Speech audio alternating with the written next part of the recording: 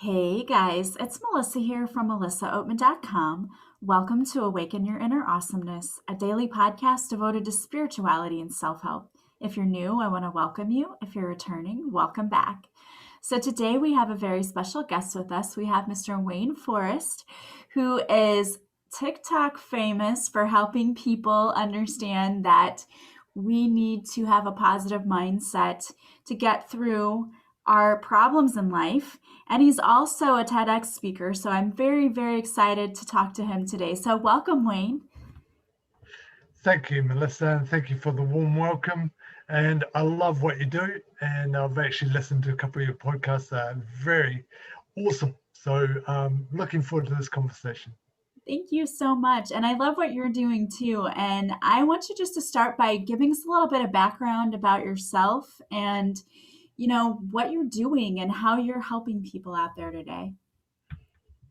As many of your listeners might hear, I've got a bit of an accent. So I'm from New Zealand and I grew up in a little country village or area that was prominently farming. So I came from a farming background.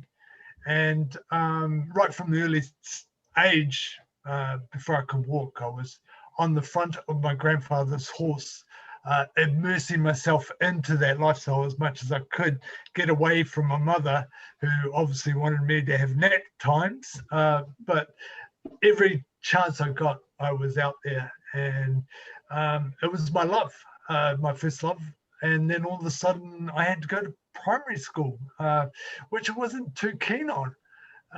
And so that was the first opportunity to have to grow into something else. And so as time went on, of course, school wasn't my favorite, and farming was. And in my mid 20s, part of the culture of farming and especially rural farming, a lot of drinking and a lot of sport playing. You played hard and you partied hard. And I was in that scene. I had two businesses I was running. I was working hard. And I was playing rugby, which is a code of football that you sort of like gridiron, I suppose, without the pads, over here in New Zealand. And this particular day, I was asked to captain my team because we had low numbers, and it was just a normal day. It was nothing unusual for me. I was very fit, and in the dying minutes of the game, I made a big mistake. I received the ball and I took it into contact with two of the opposition, and instantly I knew I was in trouble, and bang, and I dislocated my neck, couldn't breathe.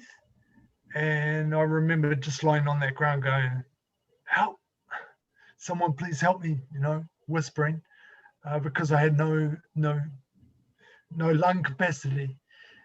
So no one heard me. Long story short, I ended up going to hospital and losing everything that was physical.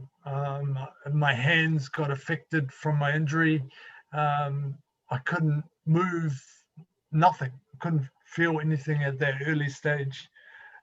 And it was a bit of a shock because I was a very physical person, didn't really study at school because I knew what I wanted to do. And then all of a sudden, I lost that one thing that I thought I was good at. And I had this ego at that stage of always trying to be the best in the physical world. And there was a lot of shame and feelings that went along with that. But in the long story of it, I chose to get on with life and create a life. And by doing that and doing what I could with what I had, wasn't much at the beginning of the process, but as that went along, I started to get better and better.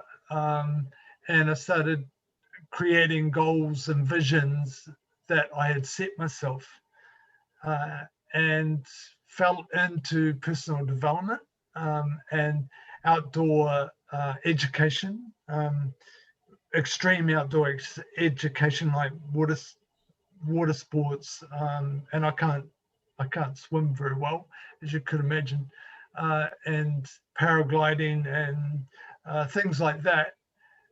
But the courses were groups of people that we call able, so they didn't have a physical disability, and people like myself with a physical disability.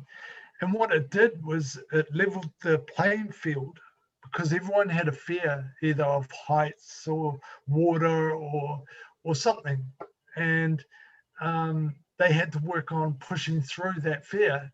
And I came to realize that I was really good at helping others find that greater ability that they weren't seeing.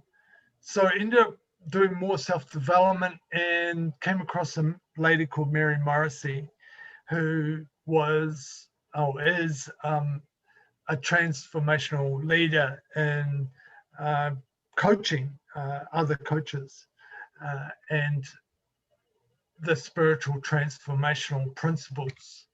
And I just loved it. And I knew I was home. And so I became a life mastery consultant. And so for the last 3 or 4 years, I've been coaching. And just recently, part of my growth and always had this passion for speaking, I decided to do a TED talk, which is how struggle helps us grow. And that is really just the journey of what I've just said, hopefully in a nice way, and it's been well perceived. And it's just about that growth, and that how these struggles have this beautiful potential of a gift, because we find things that we didn't see in ourselves before, different strengths, different skill sets, and so in that idea that the struggle is for us instead of why me, why did this happen? And don't get me wrong, I definitely had plenty of those days in the early days. I'm now 25 years, nearly 26 years in the wheelchair. So been quite a journey to discover that. And now I realize that, wow, with these spiritual principles that I teach, there's no limit to the possibility of what we can create. I absolutely love that. That's so incredible that you've taken something that, others might see, why me, and stay there and stay in that place of victimhood. And you chose to take it, and I'm sure it was a journey for you. I'm sure it didn't happen overnight, but you chose to take that and use it to help not only yourself, but now you're helping others with that, and you're helping others to see how they can live to their full potential, and how what I like to call the struggle, which doesn't have to be a bad thing. People hear struggle and they're like, oh no, but the struggle actually is what we can use to propel us forward into something better. And I love that you're helping other people do that. That's amazing. Well, I like what I just happened to hit the right podcast, Melissa, and it was about your smudged lenses, and the bias of that smudge is our perception of the things that have happened to us over our lifetime, which have smudged our view of the true potential, or the possibility of who we truly are, as a spiritual being having a human experience. And I love that. It was just the way that you put it, and it I pinched it, actually, I hope you don't mind, with a client this morning, and used that, because it was such a beautiful way of putting that all our experiences up to now, all those struggles, all those experiences are just a perception, our biased perception of uh, who we are. And they are facts, but they're not the truth. And the truth is that we're this amazing spiritual being who has chosen this experience, in my view. That's my personal view. And we, just like the lily, reading the Optimist Creed at the moment, and there's a story there about the lily and how the lily grows and it's got this amazing blossom if the environment's right. Well, each human or spiritual being having a human experience is that lily. We are tapped into abundance in all areas of our life if we create the right environment so we can blossom and tap into that. And that, for me, being a life mastery consultant, that's what it means. Life mastery is learning to tap into that abundance that is each one of us's birthright, and create a life that we absolutely love. Yeah, you're so right. We forget when we come here that our birthright is to be joyful and abundant, and our conditions around us sometimes kind of like the lens put a little fingerprint and we're not able to see that clearly. And I love that you use that with a client, that I'm honored that you use that with a client. But I also want to circle back to something that you said when you said you thought it was, that we choose to come here. I'm in total agreement with you on that. I really believe that we pre-choose a lot of things that happen to us when we come here to learn lessons. And I've said this to clients before that I work with. I tell them that and they say, why would I choose all these horrible things that have happened to me?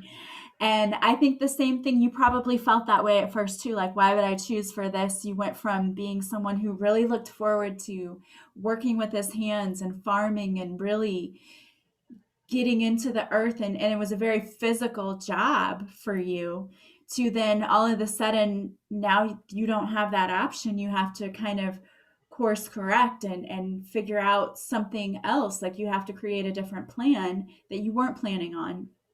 And I think when a lot of people come to me and say, why did I choose this? Why would I have done this to myself? I'm sure that you had that thought at first going through your head as well. Um, but I always tell people the same thing you just said. You'll never learn and grow if you don't have challenges in life. And it's sort of like when you take those classes in school and you're like, this is going to be fun. And you get there and you're like, I hate this. Why did I sign up for this class? But I'm sure that you've learned a lot along the way. But I like that you say that, because I agree with that completely. I think that we do choose our path, even if now we're like, why did we do that? And I think it's because what my accident did for me was it forced me to ask a different question. And because we then start to ask different questions of, come on, why would this happen to me? Why do I have to go through this? That's the first level of awareness. And then the more we start to question that and explore this idea of what is this life about, the more we then create a better understanding of that awareness. And we start to think, oh, and we just a side note, the other side of it is that a lot of people don't understand that there is a results formula that we all create. And we are one with that power that's breathing us. And that is that our thoughts create our feelings, or I'd like to say those feelings then create emotions. It's not the other way around.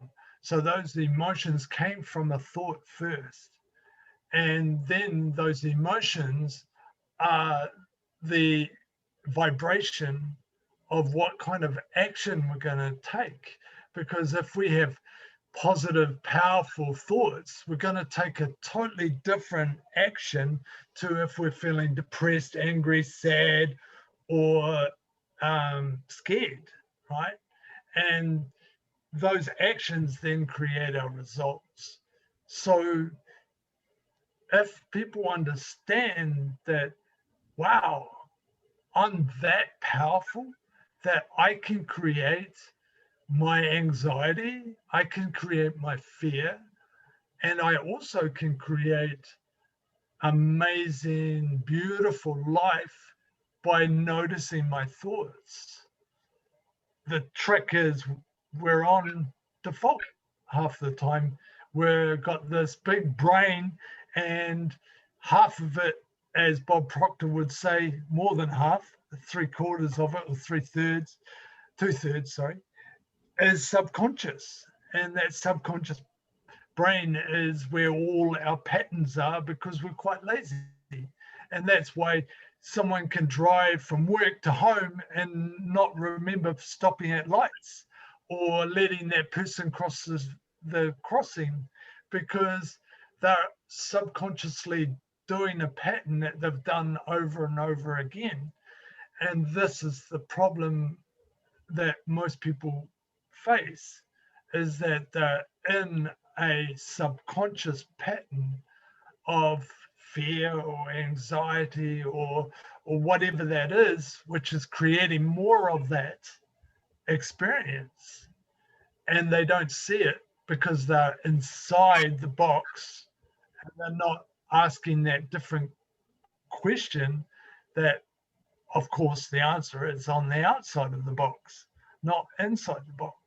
So it's getting curious as human beings. Okay, this is happening to me. Why? What am I thinking? What am I creating? What could this be for me to go through this experience? And when we start to explore those kind of questions, it takes us on this amazing journey to discovering more and more awareness of maybe who we are. I'm not going to say that it's this, but that's my belief, and that's the spiritual being having a human experience. Yeah, And it's all for our growth. you're so right. So many times we get so busy in life that we go on autopilot and we just do everything, you know, in the way that you described, mindlessly, and that we eat a meal and we're like, I don't remember what I had for lunch today. Or driving, I don't remember. I used to do that all the time. I had an hour drive to and from work a few years ago, and I would say I don't remember the drive. I because I would just get lost in my thoughts and really not pay attention. And the problem, it too, I think, is our brains are really wired to focus on the negative. And we have to really work at changing that. So you probably find that when you work with people too, that they're more wired to focus on all of the things that have gone wrong in their lives instead of focusing on what is going right and the blessings and all of those things. Is that pretty common when you work with people? Very much so. And of course, we notice it in ourselves first. Uh, the best way to um, create more awareness in ourselves is to also study and teach it and live it ourselves. And for me, it's understanding why our brain has that default of trying to keep us safe. And many probably have heard this before, but it's because we have this part of the brain that is ancient and is still running away from the saber-toothed tiger, which is about to pounce on us, right? Now, instead of the saber-toothed tiger, it's each other. We're looking at each other and going, what are they saying about me? Or what do they think of me? And it creates that same anxiety of looking for what's going to go wrong, because that is our new saber-toothed tiger. And so understanding that we have got that part of the brain, and believe me, big companies know this. That's why you see the news the way it is with a negative story. That's why ads are either sexual based or fear based of missing out, because they know how your brain works. So it's understanding and limiting that kind of information, so you can then notice, but you have to be present to notice your thoughts. Absolutely. And I've got a couple of techniques that I take my clients through, and I'm sure you have something similar, where we get people to notice the energy inside of their body. Because if you can notice the energy in your feet or in your toes or in your hands, or even if you bring your hands backwards and forwards, you can feel the energy build up in that. If you can notice that energy, then you can also notice your thoughts. And if we can notice our thoughts, then we have the opportunity to disrupt them and replace them with something more positive. Yeah, I love that. I think that's a great practice that you do with your clients. And so I want to ask you a personal question about, if we go back to when you had your accident. I'm sure you talked about how it wasn't an immediate, oh, I realize now that I have to change my purpose. So, what was that process like for you? I mean, did you go through a spiritual awakening first, and that's what led you to really going into this new path? Or did you meet someone who helped you shift your thoughts and that sort of led to the spiritual awakening? I'm always curious as to how people sort of move along their journey. Beautiful question. For me, uh, it wasn't, it was an aha moment, only probably 5 years ago or so, out of the 26 years that I've had my accident, up until now, because the possibilities of that even is huge. But we won't get into that. Going back to the question, the so for me, it was creating a goal. I accidentally used a lot of the principles that I teach today, and that was having a very clear vision. And for me, it was to go back to the farm. Now, I have people saying there's no way you can do that, uh, because of my physical limitations, but I did. It took about 3 or 4 years, and I was running the farm that I was on originally. Uh, and then all of a sudden, oh, it wasn't enough, because I had achieved this amazing goal. And that took me to the next thing. And that was the outdoor activity stuff, integrated with people with disabilities and without. And that's when I first got a taste of helping others, made me feel good about myself. And that was then led on to the self-development stuff. And I just happened to do a course, which was a landmark course originally, and I had a aha moment, with thousands of people on a busy city street, bawling my eyes out, talking to my mum, realizing that I had created all my perception of the thoughts that I had had about the wrongs that I had seen or felt done to me, and realized that, oh my God, I created all these smudges on my lenses, as you would say. And that was when my aha moment happened. And from there, of course, went into more spiritual teachers, and then invested more and more in myself, which I do today still. I invest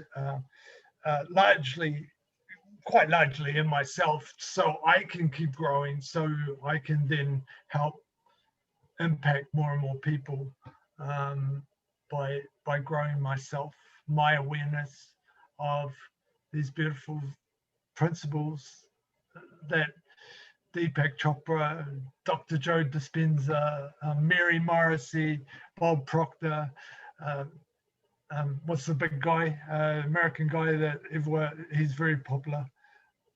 Tony Robbins? Yeah, that's one, Tony Robbins. You know, they all teach from these principles. So it's finding someone that really resonates with you and investing in yourself, because we all have these subconscious patterns, and we all need help to unpeel the onion of these discoveries of what's holding us back and creating that beautiful lily of abundance in relationships, health, money, job, whatever is blocking you in your life. And we all need help with that. Yeah. That is very, very true. We have so many layers of limiting beliefs or stories we've told about ourselves that we believe to be true that we have to peel back. But I have to say that um, I really love that you talk about the struggle. And I always say that people who end up helping others, like you're doing, the coaching that you're doing and the work that you're doing, I feel like you almost have to go through all the things that you went through in order to really be able to help people, because it takes, I think, us being on that same level at some point to understand where people are coming from. I always like to say, I said in my book that I wrote, was that I've been in the trenches with you.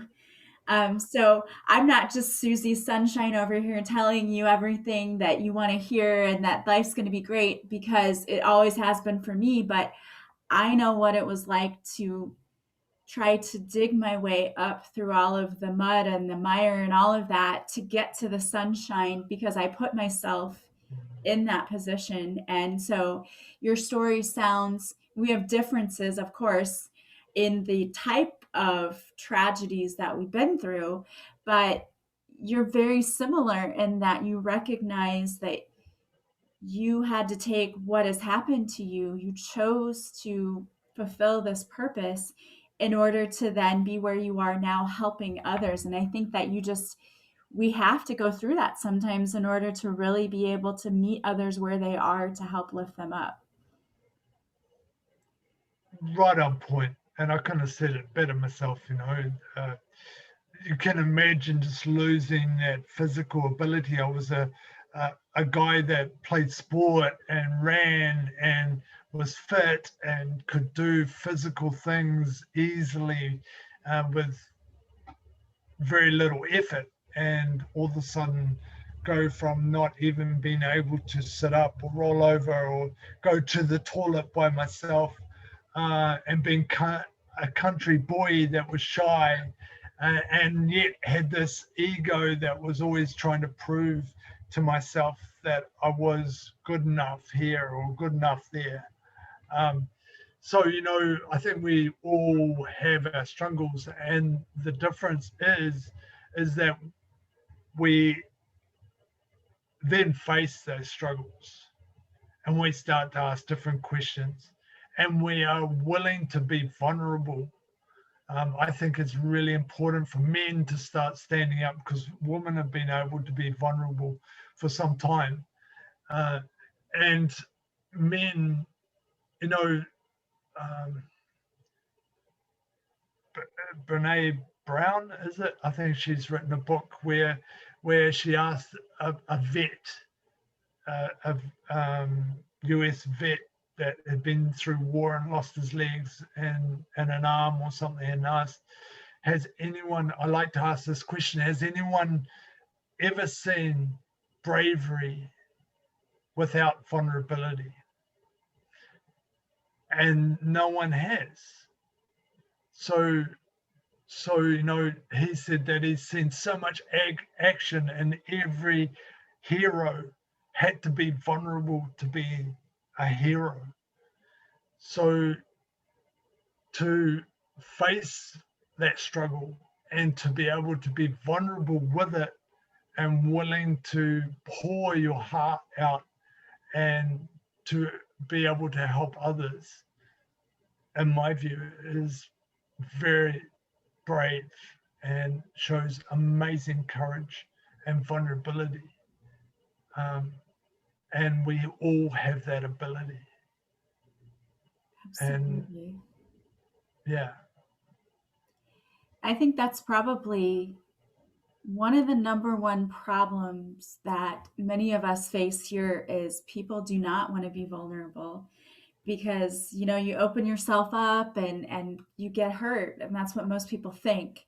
So to do the work sometimes and to dive deep into who you are and what you're made of and where you've come from, you have to do that vulnerable work because we can't figure out what we truly think about ourselves and what our thought patterns are unless we actually open up and look into that. And I think that's probably the number one problem I see with people who want to do the inner work is only opening up so far and not wanting to really truly open up, which is understandable. But you're right, it takes courage and bravery to do that. And I think it's so necessary and so important. And we need to really honor people who do that, who are being vulnerable, who show up and tell their story and are not afraid to. Yeah, and we wouldn't have the depression or the suicide numbers if we could be a place of love for that vulnerability, and allowed people to express themselves, and know that they've got the power in them to create a total different life that they love. So it's a twofold. It's understanding and having that love for them, and acknowledge the courage it takes to open up, and also know that they've got this. They are meant to have this experience so they can discover that power in them that is mastery of abundance of all areas in their life. Yeah, absolutely. I think that that is one thing we need to really be applauding people for is opening up. Because one of the things I found is through doing this podcast, so many people have said, thank you for sharing the deepest parts of you because I realize I'm not alone. Someone else is going through something similar. And, if we aren't opening up, people will just keep that inside. But when they hear other people talking about it, like other people hearing your story about how you took a situation that might have made somebody just want to withdraw and not do anything else in life, you kind of looked that in the face and said, no, no, you're not going to keep me down. And I love that you had these goals and you went back to farming and then you tried something that I think other people might not want to try too, which was the extreme sports. I mean, a lot of people would just run away from that and you didn't. You faced everything head on. And the more people that hear your story can relate to it and say, oh my gosh, this is me, but if he could do that, maybe I can do that. If she could move past the struggles in her life, maybe I can do that too. So I really, truly applaud you for going out and, being public with your story and trying to really help people get to where you are and understand that it is a choice. It's a choice we make every single day. So I love that you're doing that. Well, thank you, Melissa. And it's an honor. I have a little poem on my wall which just reminds me that I'm doing this just to serve one person. If I touch one person, then I've done my job. Because at the end of the day, we do not know the ripple effect of that either. And yeah, so thank you very much for acknowledging me in that way. Is it the starfish story?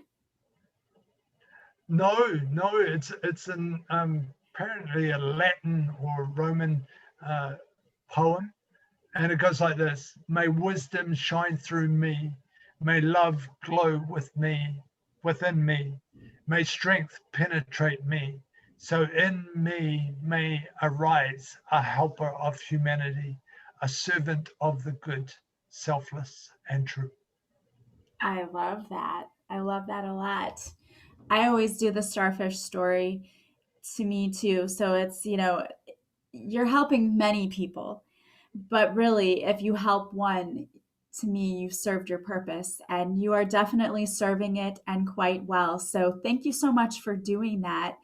And if there are people out there listening who say, you know what, I want more, I want to hear more, and they want to hear more of your story, or they want to work with you, or they just want to follow you or watch your TED Talk, how can they do that?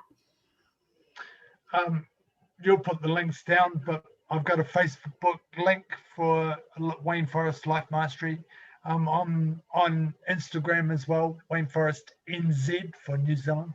And I've got a giveaway for anyone. It's just a short meditation that I recommend a couple of times a day to really help you create that awareness. And that's on my website, which is wayneforrest.com.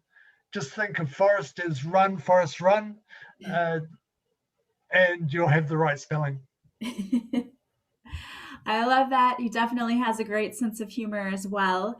And if you want to follow him, I am going to have all of those links in the show notes for the podcast. So you can click directly there. I highly recommend you go and get the free meditation. So as we're wrapping up, winding down, do you have any words of wisdom that you'd like to leave with our guests today? Yeah, pretty simple. Be curious and ask different questions. I love that. Definitely. We need to start learning how to think outside that box if we really want to expand ourselves and learn new things. That was a wonderful piece of advice. Thank you so much for being here with us today. Absolutely pleasure. And I love what you're doing in the world, Melissa. So Thank thank you. you. Thank you. And please, you're welcome to come back anytime. Thank you so much for being here. Bye. Thank you. And I want to thank all of you for being here with us today, too, for this amazing talk. As always, if you like this podcast, please subscribe. Please leave a positive review from wherever you're listening. If you could leave me some stars on iTunes, that would be amazing. And if you want to follow me, all of my social media links are in the show notes as well. I go live Mondays at 6:30 Central on Facebook where I do a free card reading. And if you show up for the live, I'll pull a card especially for you. If you want to work with me, you can go to my website, melissaoatman.com. There you'll see all the services I offer and you can purchase directly from my website. All of my sessions are done online through Zoom, so you never have to leave the comfort of your own home.